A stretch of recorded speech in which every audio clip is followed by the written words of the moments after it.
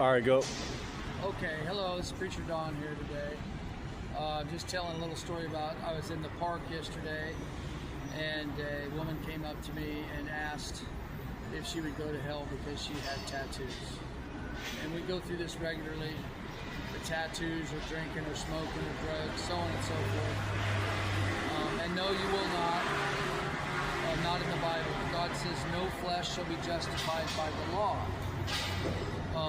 And he says,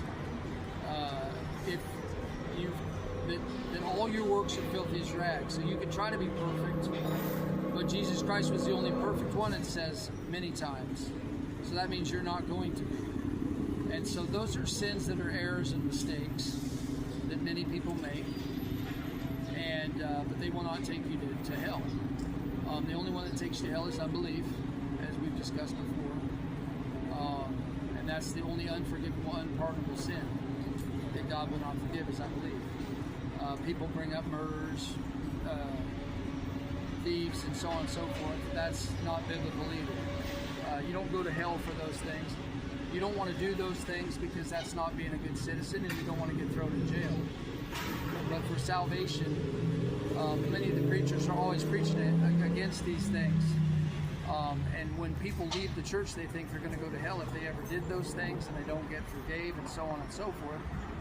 And it's a bad way to preach, because you could ask the preacher or the pastor have you ever murdered or raped anybody or robbed a bank? And they're going to say no.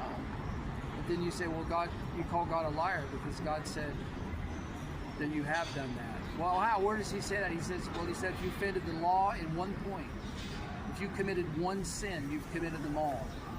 Okay? That's what God says in the Bible.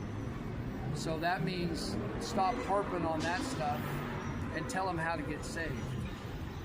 1 Peter 3:21, it's a good conscience between you and God about the resurrection, so on and so forth. Call out on the name of the Lord and thou shalt be saved. When you're in stress and trouble, it's a sincereness, and he knows when it's real.